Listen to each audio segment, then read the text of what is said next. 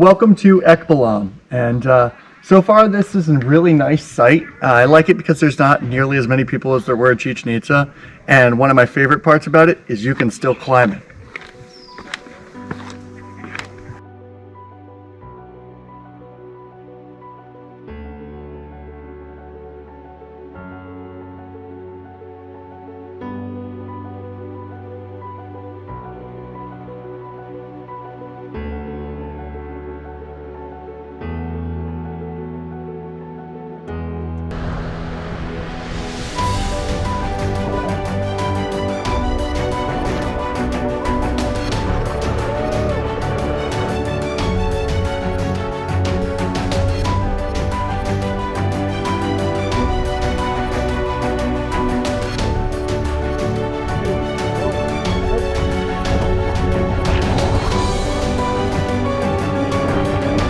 Tell me, like, guys, because all the women are clothed and all the men are naked. On these like perpendicular angles here, and they'd be east-west.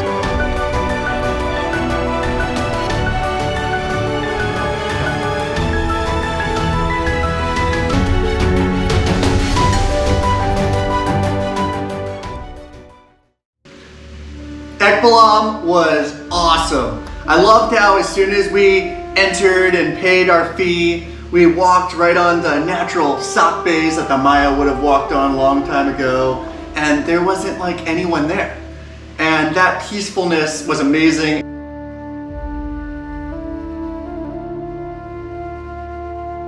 We're standing here at the gates to Ek Balam.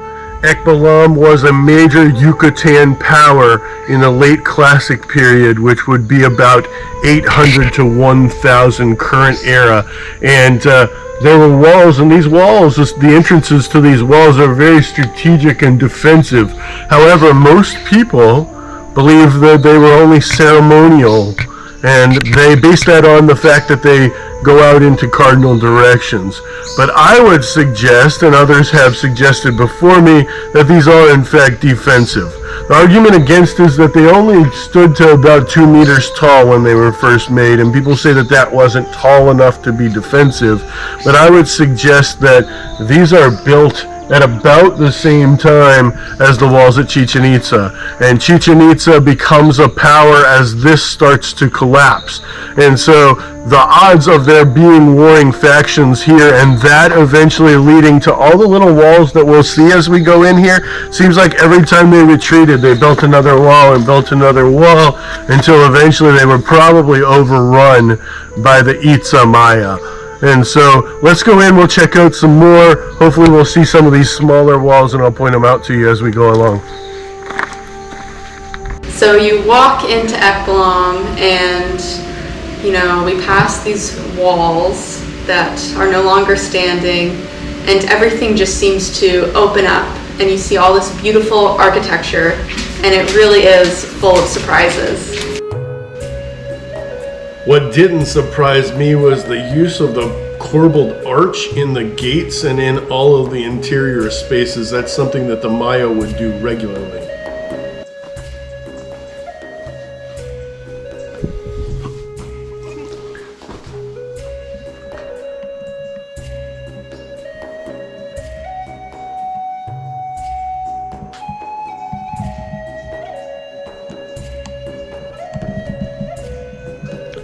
You can see even more in here the genius of the corbelled vault. To have an actual stone roof onto something, it was really inventive. This was invented in multiple different cultures during their early phases, but it was independently again developed here by Maya engineers. And they did a really good job, and believe it or not, that's actually a whole lot of space for an interior space that didn't have a wooden roof at this period of time.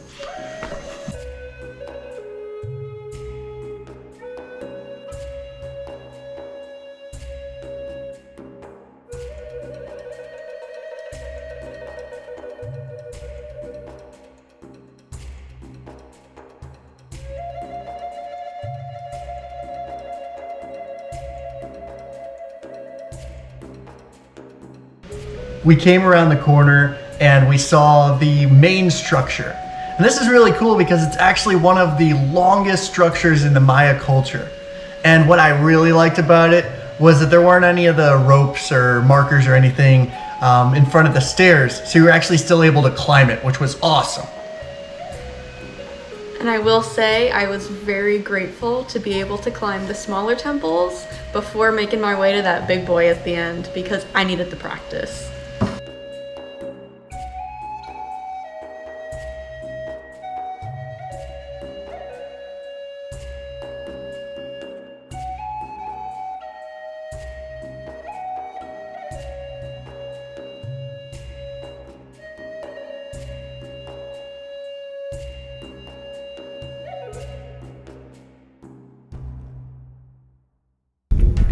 The view from here is spectacular. Not only was the scenery amazing, but it really gave you a nice viewpoint to see the symmetry the Maya used in their temple layouts. So a lot of these sites in the classic period would be lined up on these like perpendicular angles here, and they'd be east-west and north-south, and they would use that so that certain points in the superstructures up on the top would actually cause shadows at different times, and you could tell where Venus was by some of the things.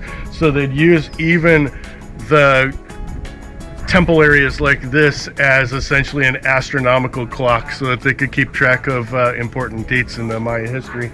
And this one actually resembles a whole heck of a lot of them down in the lowlands, so you can tell that it was at the same time period, and you can even tell that this really was probably a population that moved up from the Maya lowlands and expanded as that place started to reach its capacity.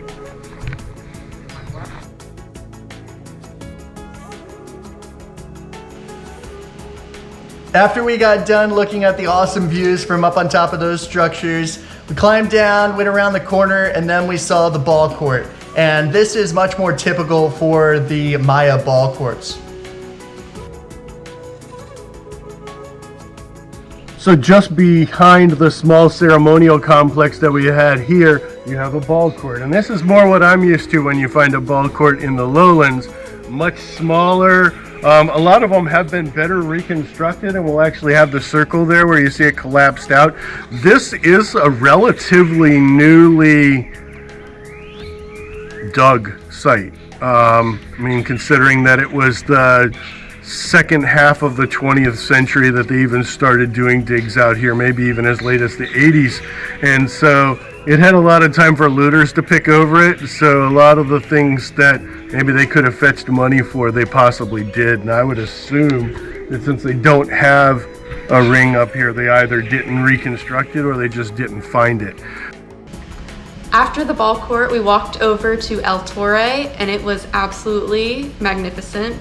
Huge, okay? If you plan on climbing it, it's huge, but the architecture is beautiful, and it really was an amazing sight to see.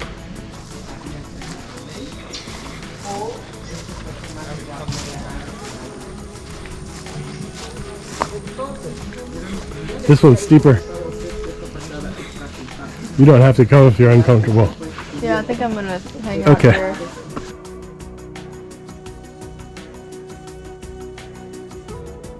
Behind me is El Torre at Ek Balam, or the tower, and it's 100 feet high, which is pretty tall. But really, what's interesting about it is it doesn't really look much like most of the Maya temples you see. I don't know why that is. Do you So my thought on this is a temple is built on top of a temple is built on top of a temple is built on top of a temple. And I've been inside some of the temples to where you see these really preserved reliefs and things like that. And if I had to guess, and it's just a guess because I haven't even really done much reading on this, you would have had, especially the top one up here, I think that probably was from the second to last temple. And when they were excavating this to rebuild it, they found this like amazing like mouth door and stuff that we'll see later, and they said, hey, we want people to be able to see it, and that's why it's so disproportional up here, and they've got all these little enclaves. An enclave down low isn't uncommon, but an enclave up high like that kind of is, And you can see, and I'll show you with some B footage here, you can see that there were rocks piled on top of the corner up there. I can see it from here. And so that probably was the secondary temple, which would have been right in the middle of the classic period, which is when the fluorescence of the Maya was, and they would have wanted to have all this painted great stuff. It would have been green and red, really beautiful. So I think the reason that it's got all these weird different structures is that they found super awesome stuff when they were peeling it away to put it back on top, and instead of finishing out like the ones that you see very, very frequently in this area, they decided that they'd let you see that secondary temple in there, and I'm looking forward to getting up there and seeing it. So yeah, that's awesome.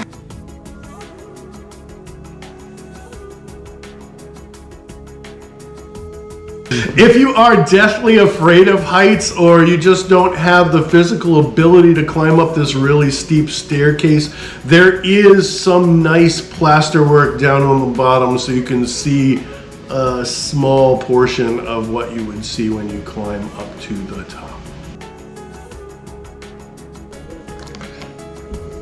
Instead of carving the rock like they did at Chichen Itza, a lot of the stuff here is plaster, and they would just carve the plaster after they'd put it up, which is much more fragile, and so you won't see nearly as much survival of these unless they were covered up for years.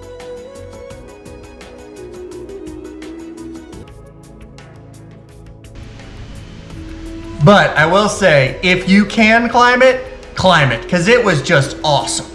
Yeah, the Puerto del Boca was absolutely beautiful, and you really should see it. I was really intimidated by the size of El Torre. Originally, I was not planning on climbing to the top. I just didn't think it was something that I was mentally prepared for. But after some convincing by these two, I finally decided that it was worth a shot, and I'm really, really grateful that I took a chance and did it.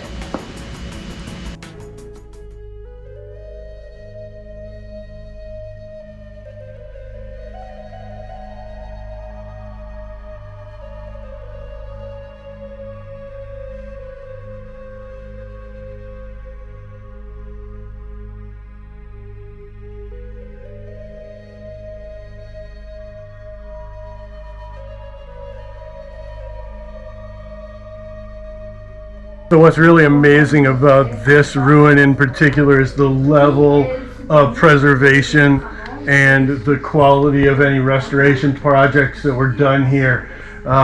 Again, I think that if you look at the structure right up here, you can see the steps of the pyramid went right over the top of this. And so this would have almost assuredly been the secondary and more decorative. And then when it was losing its affluence, in order to look a little bit more wealthy, they would have built a second or a third or a fourth or whatever number it is of pyramid up on top of it, which got it all the way to its height. And its height is really impressive for this area. But I really would like to have been able to see this in its grandeur and to been back here during the classic period instead of the post-classic period, because everything would have just been so painted and so beautiful, and everything would have been plastered. And you know, maybe the priest would come and walk out onto his crocodile mouth or whatever this was supposed to be and give speeches off into the distance when this was a really powerful place. This is really worth it. It's off the beaten path. There's a lot less people, and it's freaking awesome. Looking back on Ek Balam, I gotta say that it impressed me a whole lot more than I expected. It was this nice combination of things that I knew but didn't really know were at Ek Balam because I wasn't able to do a lot of research beforehand. You've been to a couple of Maya sites, Brendon. Right. What did you think about Ek Balam in comparison to some of the others that you've seen as a kid? So Ek Balam was really cool. I honestly didn't have a whole lot of high expectations for it because, I mean, I've been to Chichen Itza. I've heard, I knew we were going to Tulum, and I know how famous Tulum is. This was one of the ones I hadn't actually heard of. But having low expectations actually just made it so much easier to surpass them. It really was awesome. I think the thing that I liked most about it was that you could still climb it. Kind of like how I liked about Koba too. but this one just had much cooler carvings and stuff, and it was just awesome that you get to climb it. And yeah, the Puerto del Boca was incredible. When we go into the climbing thing a whole lot, there's a deterioration that happens when you climb these things, and that's why most of them are shut down. But I think it's that this one gets less traffic, and also the way it was reconstructed compared to like Nohakmul and Kova, you could see the wear in Nohakmul, and it actually felt more dangerous at Nohakmul because some of the steps were almost like missing. So that may be why you can't actually climb Nohakmul anymore. What made Ek Balam really special to me is that it was very, I guess, private and peaceful in a sense. It's not very commercialized compared to Chichen Itza. You really get to interact with the architecture, and you're climbing the steps, and you really get to appreciate how amazing it is that this is here and really be thankful for it. The nature sounds, the view from all the way on top. I know you didn't make it all the way on top, but you could see for miles around, and you could tell why they chose that spot. And you guys should choose to go to that spot. It is one that is not on our bucket list. If you want to learn about our bucket list, check out the last two. We have a lot of really great things on there. But in retrospect, it was bucket list worthy. Yeah, I agree. And when you're there going to Chichen Itza, especially if you're spending a little bit of time there, I highly recommend that you go see Ek Balam. It's just going to give you that other side of the Maya world, and I think that might be the better side.